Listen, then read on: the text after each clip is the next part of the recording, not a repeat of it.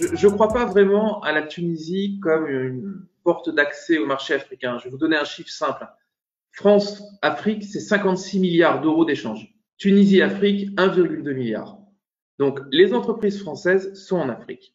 La Tunisie est un pays qui est connu par nos entreprises, dans lequel nous sommes présents, qui sont intégrés dans les chaînes de valeur des entreprises françaises. Cette intégration permet à nos entreprises d'être plus compétitives sur des marchés, entre guillemets, j'utilise vraiment des guillemets, compliqués. Pourquoi les marchés africains sont compliqués? C'est que vous avez la présence d'entreprises chinoises à des prix et à des coûts qui défient toute concurrence, des entreprises indiennes que vous avez aussi mentionnées.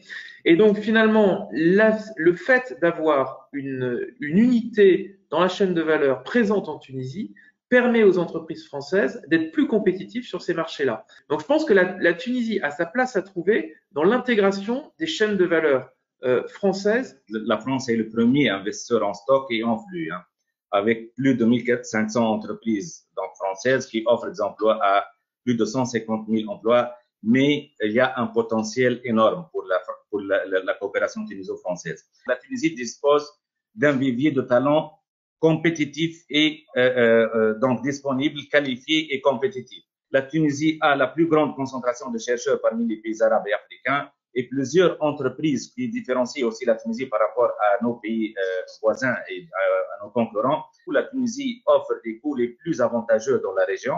La Tunisie dispose d'une infrastructure qui permet aux entreprises industrielles de travailler et d'exporter dans de bonnes conditions. Bien sûr, il y a un plan ambitieux pour mettre à niveau notre infrastructure, mais la Tunisie est classée premier en Afrique pour la qualité des infrastructures, des technologies de l'information et de la communication. Nous sommes le premier partenaire commercial de la Tunisie, son premier client, son deuxième fournisseur. Et ce que je note par rapport aux autres pays du Maghreb, c'est que la Tunisie est un élément clé de la chaîne de valeur française, industrielle. Je pense que la valeur ajoutée et ce en quoi la Tunisie peut tirer son épingle du jeu, et qui est une place incontestée et incontestable, c'est sur la Libye. Il y a une vraie histoire, des liens familiaux, une quantité géographique qui font que pour moi, la Tunisie doit capitaliser sur ce positionnement. Mais je voudrais insister sur la maîtrise de 3 facteurs pour bien réussir l'Afrique. Donc, la première chose, c'est un accès à l'information sur les marchés cibles. Donc, la deuxième chose, l'accès au financement qui doit être facilité en coopération avec des institutions privées, publiques, françaises ou tunisiennes.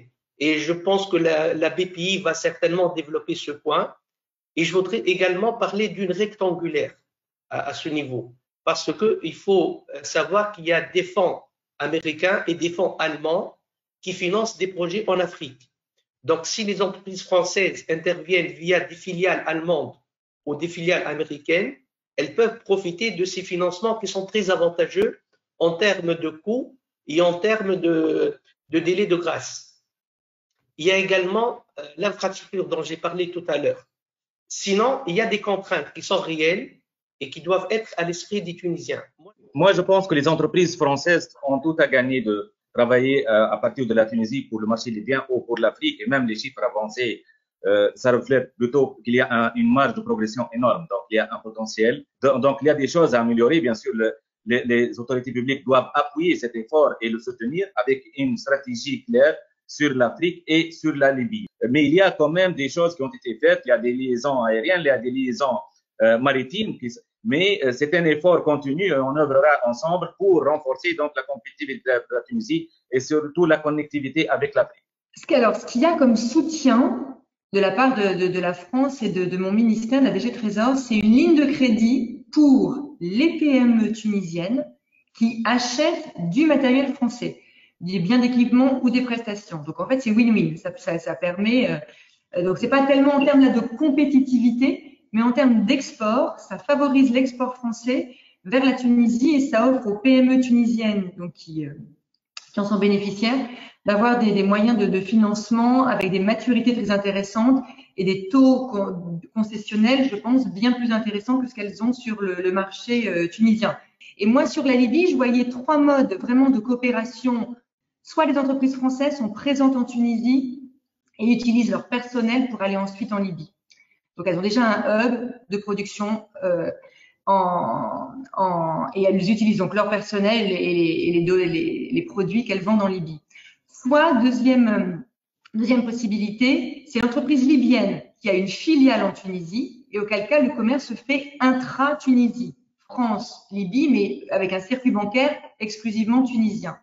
Ou alors, il y en a certains, ça commence, des joint ventures français, tunisiens et libyens. Donc, il y a vraiment 3 modes opératoires sur lesquels il faut que l'on se renforce, que l'on travaille ensemble